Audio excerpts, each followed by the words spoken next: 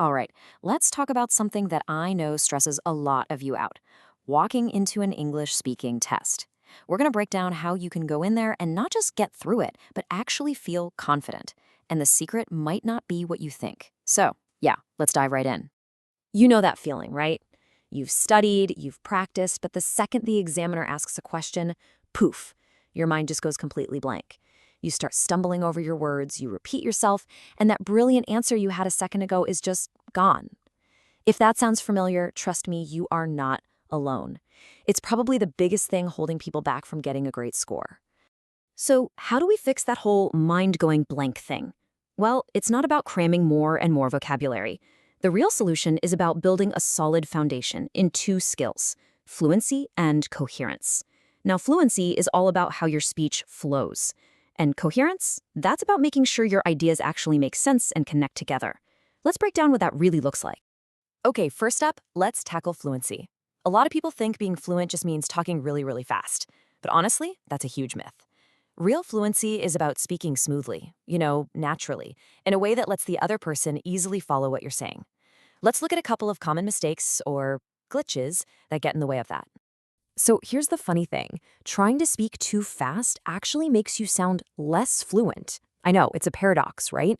When you rush, your brain doesn't have enough time to actually put a full thought together. And that's when you start to stumble, repeat words, and have all those awkward little restarts that drag your score down. The goal isn't speed, it's clarity. So what's the secret weapon against rushing? It's the pause, the power of the pause. Take a look at this quote on the slide. It's reportedly from Steve Jobs, who was an amazing communicator. See that followed by a little pause? When he was asked a tough question, he didn't just blurt something out. He took a second. That's not a weakness, it's a tool. It gives your brain a moment to catch up, and it makes your final answer sound way more thoughtful and, you guessed it, more fluent. And here's the second big fluency killer: trying to memorize perfect answers. I get why people do it. It seems like a smart shortcut. But in reality, it almost always backfires. Examiners can tell when you're reciting a script. It just sounds robotic and unnatural. And honestly, it makes you more anxious because you're so focused on remembering your lines instead of just having a normal conversation. You can really see the difference right here. On the left, you've got the memorized scripts. They sound fake, they stress you out, and half the time, they don't even properly answer the question you were asked. But on the right, you have natural responses. When you practice speaking spontaneously, you build real confidence. You sound like yourself, and you can handle whatever question comes your way, not just the ones you prepped for. That's the real goal. All right, so we've talked about fluency. Let's move on to its partner, coherence. If fluency is the smooth river of your speech, coherence is the riverbed that guides it. It's the logic that holds everything together and makes sure your answer is easy for the examiner to follow from point A to point B. Let's look at a real-world example. Imagine the examiner asks you something pretty simple, like, what do you like about your hometown? Seems easy enough, right?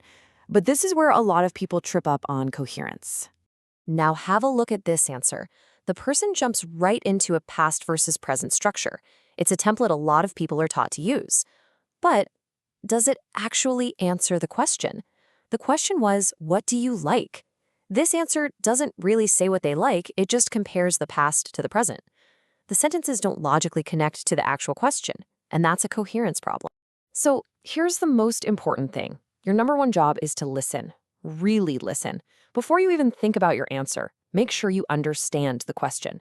Then answer it directly. Just give the straight answer first, and then you can add more details. This means using the right tense, and please don't try to force some pre-packaged template where it just doesn't fit. Oh, and a quick warning about those connector words. When people sprinkle in words like firstly, secondly, moreover, thinking it'll boost their score, the thing is, in a normal everyday conversation, we just don't talk like that. Those words are for formal essays. If you overuse them in a speaking test, it can actually sound really unnatural and even a bit confusing. Only use them if they genuinely help guide the listener. Okay, so we've covered the what and the why of fluency and coherence. But all the theory in the world doesn't help if you don't put it into practice. So this section is all about how we turn these ideas from theory into an actual real-life speaking habit. Let's get practical. Think of it this way. Your grammar and your vocabulary, those are your building blocks, like a big pile of Legos. But just having the pile doesn't mean you have a cool spaceship, right? You have to actually build something with them. As you can see here, you have to actively use those blocks by speaking to build a structure of fluent, coherent sentences. You got to activate that knowledge. And this is a super important point. We often think that if we can write a good sentence, we can automatically say it. But nope, they are totally different skills. Speaking happens in real time. There's no backspace button, no time to edit.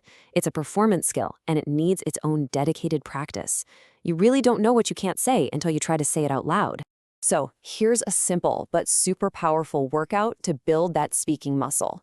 When you're practicing, first just try to say your answer out loud. Then, step 2, write down what you actually said. Step 3, look it over. Check for any little grammar mistakes or maybe find some better words you could have used. And finally, the most important step of all, say it again, but this time use what you just learned. This little cycle is how you make good language automatic. Look, the key is just to make speaking a small, consistent part of your day. You don't need to block out hours for this. Try narrating what you're doing while you make dinner for just 10 minutes. After you read a news story, say the main points out loud to yourself. Or explain why you picked an answer on a practice test. These little habits done every day add up to huge improvements over time. Whew, okay. We've gone over a ton of stuff, from the big ideas of fluency and coherence all the way down to daily exercises. So now, let's pull it all together and figure out the one thing you can do, like today, to start speaking with more confidence. If you only take away 3 things from all this, let it be these. Number 1, embrace the pause. Seriously. It's your friend, it gives you time to think, and makes you sound more in control. Number 2, listen more than you talk. A fantastic answer always starts with truly understanding the question. And number 3, consistency is king. A little bit of practice every single day is so much better than cramming for hours once a week. So I'm going to leave you with this final thought. Confidence isn't some magic trait you're born with. It's a skill you build, one conversation at a time. So think about it.